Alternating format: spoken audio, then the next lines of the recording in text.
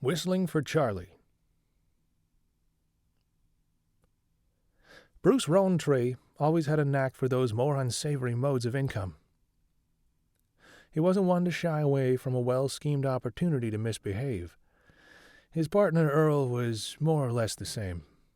Together they had more potential break-and-entering convictions than they could count. Even a humble bank heist that admittedly could have gone smoother and less shitty, as Earl had put it in his uniquely elegant way. It sent Bruce into the giggles every time he thought about it. They had heard about this job, if it could even be called a job yet, at a bar in the town of Longreach up in Queensland. This old lady with a pension, consisting of millions of Aussie fun bucks in conveniently dense gold bars that she probably couldn't even lift. The premise was mostly speculation, but not too far-fetched. The husband had a modest hobby for sluicing in the creeks of Tasmania. After a few short decades not having slowed down for more than the odd vacation, the man was profoundly rich in material wealth, and also stone dead from arteriosclerosis. Bruce had heard plenty of these stories before. It was a surprisingly common trope amongst those who had an ear out for it. Old-timer, off in the bush, could do with a hand spending their fortune. And he would look into every damn one of them, only to find out that they were buttoned up like a fortress, or had it all stuffed in the bank, or didn't exist, or were just reclusive crazy people unwittingly being hoisted into legend by rumor and mystery. But this puppy had meat. Enough to warrant making a trip to the small isolated community of Loon River at the bottom tip of Tasmania. It was cold when they arrived, unlike the oppressive heat of the outback they were accustomed to. They parked the car in a small pull-out that appeared to be all that remained of a forestry road, and began to wander. They had a name, and they had a town, but that was about it. The next course of action was to poke around a little. The town was more of a long road with occasional hobby farms, broken up by dense tracts of eucalyptus and swampland. If there were more than a dozen houses, Bruce would have been shocked. A stout older fellow with a ponytail and thick features was building a fence around the field next to a small wood cabin. A well-kept tractor and a desperately grave-looking Honda Civic sat next to one another in the driveway. The older man gave them a neighborly wave as they wandered over. "How you going?" said Bruce with a flawless cordiality. Can't complain," he replied, setting down the reel of fence wire and wiping his hands on his cargo shorts. "Wildlife giving you grief?" Bruce nodded at the row of metal staves. "Hey, the possums!" He tipped his head over to the nearest tree line. "They love the spuds. Where are you hailing from? USA?" "Manitoba, actually." This wasn't a lie. Bruce had moved down under more than a decade back when he was a young hoodlum. A hoodling, if you will. But he never ditched the accent. "Canada, eh? Good stuff. What brings you fellas?" For someone seemingly avoiding the clutter of Urbania in this hermitage, he appeared more than enthused about the surprise company. "Stone for a bit of a road trip." The older man nodded agreeably. "Well, you'd be running out of road to trip on, I reckon." He punctuated with a round chuckle. It's a bit of a two-birds kind of thing, to be honest. An old family friend from years and years back lives around here somewhere, and we thought we'd say hi. And maybe check the bottom of Oz off the bucket list at the same time. The older man brightened. "Right on, boys, right on. Who's the friend?" "I don't really know her well personally. She and my aunt knew each other." Bruce felt himself beginning to fumble. "May Alpers. Is she even still around?" "Oh, yeah, Jenna May drives the green minivan. See her out walking with big old Chuck 2-3 times a week." Bruce couldn't believe it. First try, not only did he manage to keep his head on without arousing suspicion, but he got the dog's name and the kind of car she had. It was too much. This job was sending him down Easy Street on a rocket-powered lazy boy. "No kidding. Well, you might just go say hello." "Well, I might not. I'm a bit shy. I'd hate to impose." "Reel it in, Bruce. Be cool." "Which place is hers?" The old man shielded his eyes from the sun with one hand and waved down the road. "About 2 minutes' drive. Can't see the place for the trees. It's the first driveway on the left, once you cross the old mining tracks. But keep your eyes open. They're a bit hidden." He held out his hand for Bruce to shake. "Andrew." Bruce returned the gesture. "Scott. And this is—" He looked back at his partner, who was looking for all the world like the shiftiest idiot alive. Bruce sighed and coughed. This is my cousin, Gerald. Earl must have known he was being a creep because his mind snapped back into the moment as he leaned in dramatically to shake Andrew's hand. Yeah, good. Earl, the man of few words. Bruce didn't want to seem in a hurry, but in his mind he was already tearing the bullion out of the wall or sawing into a safe or digging up a garbage bag cache in the basement. Well, we best be off. Thanks heaps. He turned to leave, swatting his compatriot on the shoulder. Seeing ya, Earl added, completely incapable of dissolving the vestigial tone of suspicious intent from his voice. Oh, yeah, I reckon. Andrew watched them go for a moment and returned to the fence. When they were well out of earshot, Earl piped up. You think he was suspicious? Bruce thought for a moment. Nah, too caught up trying to keep the Tassie devils out of his rutabagas. Potatoes, Earl corrected. And Tassie devils ain't real. They're made up like drop bears and beavers. Bruce stared at his associate with a blank expression of sheer amazement. Not an intelligent thought behind those eyes. Precious. If the man wasn't so good at stealing things, he would have left him to the goannas long ago. Now, drop bears are fake, sure, yeah, like the Yowie and the Yaramayahu. He paused, waiting for his partner's intellect to catch up. Tasmanian devils are real, though, yeah? Little rat bear-looking buggers? So are beavers, real, I mean. We have them on our money back home. Sometimes I am genuinely amazed you can tie your own shoes without drowning. He stared at Earl, incredulous, and began in on the elaborate plan. All right. We're going to find the joint, come back at night, make sure there's nobody else around, and, I guess, make the old lady tell us where the goods are at. Then come back up this way and stuff the possum gardener so he can't... Bruce cut himself off and stared into the distance. Earl followed his gaze across the field of waist-high grass. Far off, an older woman was standing near the open sliding door of a green minivan. She was whistling and calling out in the direction of the swamp. Charlie! Charlie! Bruce stared agog. You gotta be kidding me. That must be her. Her and Chuck or Charlie. It's like this day just keeps on giving. If they could avoid drawing attention to themselves, this would give them an opportunity to size up the woman and the dog. Old lady she may be, but rural Australian Sheilas are legendarily tough. And he had a missing molar to prove it. And that dog. If big old Chuck was a burly pooch, he'd have to prepare. Charlie! Charlie, come on! Charlie apparently wasn't a good listener. That was maybe great for them. Won't come running when the festivities come to a head. She grabbed something out of the van and dangled it while she called out. It looked weighty, like a lamb hawk, as she heaved it off into the bush.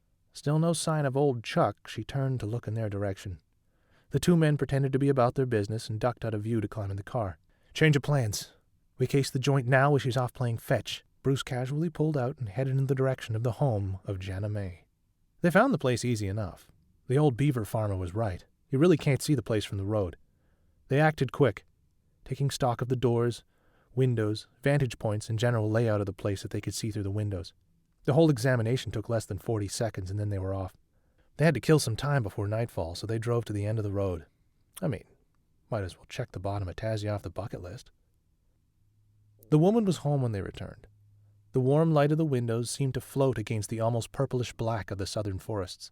Frogs providing a comforting ambience before the pattymellons, like small wallabies, thumped off in the underbrush, nearly causing Bruce to load his drawers. Jesus, little bastards! They had left the car a short ways down the road. Each man was sporting a balaclava, several duffel bags in optimistic anticipation, and a handgun, which weren't necessarily impossible to find in Australia, but certainly, as the venerable Tom Waits had said, harder than Chinese algebra. Though admittedly the phrase in that context was probably a bit more anatomical. Okay, we don't know what this biddy has in her arsenal, and I don't want to take any chances. I'll take the front, you take the back. When you hear me, come in and cover her from behind. If the dog gives you any trouble, toast it. In the darkness, he kicked over a folk art sheet metal flower pot in the shape of a kangaroo. Brilliant, he thought. Made it this far to be done in by kitsch. Charlie, is that you, sweetheart? She called from the kitchen. Ma's coming. Before he had time to prepare, she was opening the door. He held his gun in her face. Not a sound, he said coldly. Oh, heck, I thought you were Charlie. She hardly seemed perturbed. He glanced around. Inside, he said firmly, gesturing with the gun. She shrugged, turned around, and went to go take a seat as if she were being visited by the neighbor.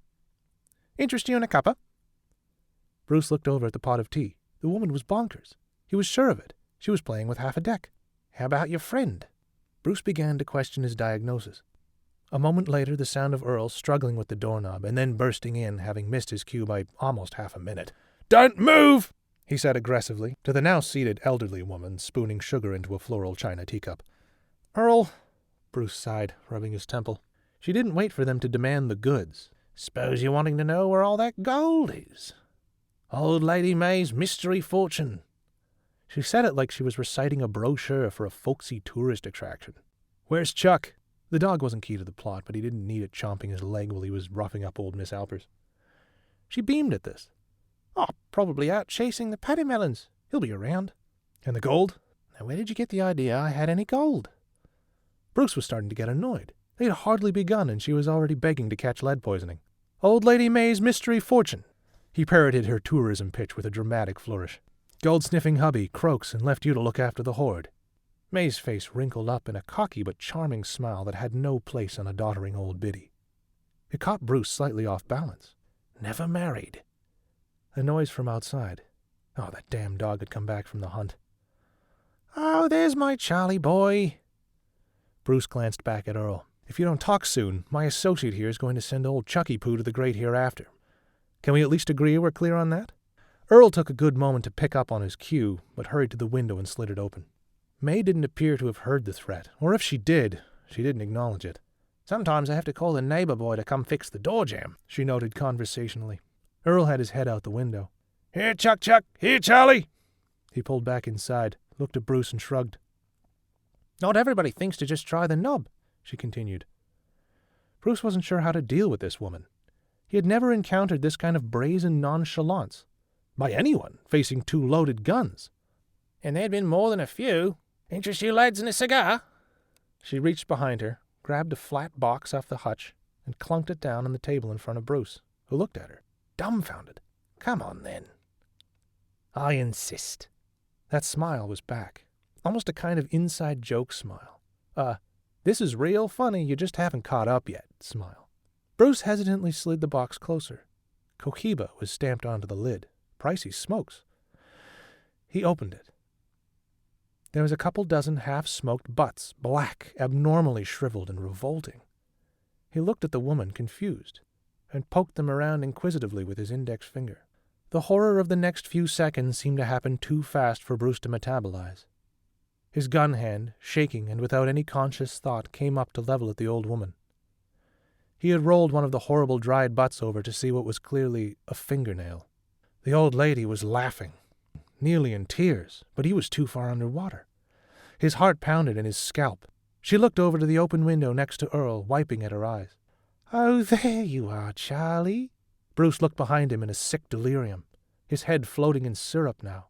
One instant Earl was standing there, head turned to look out the window, and the next he was unnaturally bent in half backwards and pulled through the opening, the loud wet crunch of bones and human meat ringing in his head well after the man was gone. Most of him, anyhow.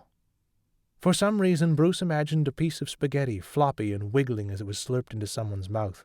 Sauce and a little ground beef splattering all over their chin. He could hear himself screaming. It was too high-pitched and far away for him to acknowledge any ownership, but he knew it was happening. "Christ, bub, you're going to blow my bloody eardrums out!"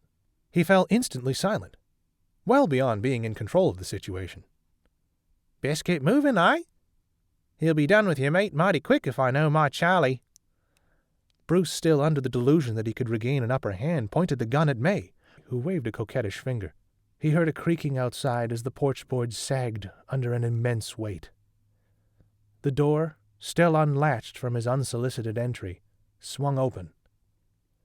An indiscernible mass of maybe appendages in wet blackness began to pass the threshold. Bruce didn't see the rest before he was out the back, running headlong into the dark. He felt branches lashing and gouging at his face, but the adrenaline pushed that into another place in his mind. The ground dropped out from under him, and he stumbled, then rolled, then slid over an irrational sloping landscape of dead wood and rocks before landing in mud. He tried to scramble to his feet, but there was no sense of ground, just roots and muck and swamp. He resigned to intermittently belly-crawling when the tannin-blackened water wasn't deep enough to move upright. The broken light of the cabin to his back was cresting over the embankment and growing steadily further as he traveled deeper into the marsh. A name crossed his mind then. He probably would have forgotten all about it if Earl, that incompetent dead prick, hadn't brought up things like drop bears and the mythical beavers. The bunyip. The swamp thing of aboriginal folklore. Now here he was, hobbled in the slugged embrace of cold, wet darkness with old Charlie, old Chuck, oh Jesus! He heard a sploosh back the way he'd come. He turned around with his pistol up, distantly amazed that it hadn't left his hand. He saw nothing. More paddy melons, maybe? But he knew better. This was its place.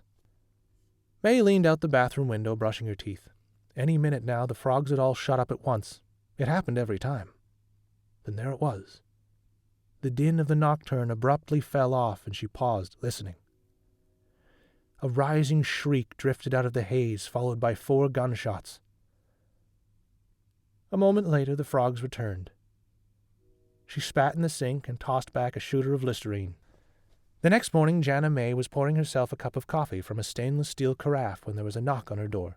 She answered it, and Andrew held out something in a plastic sandwich bag. "He's been leaving these at my place a lot lately." She took the offering.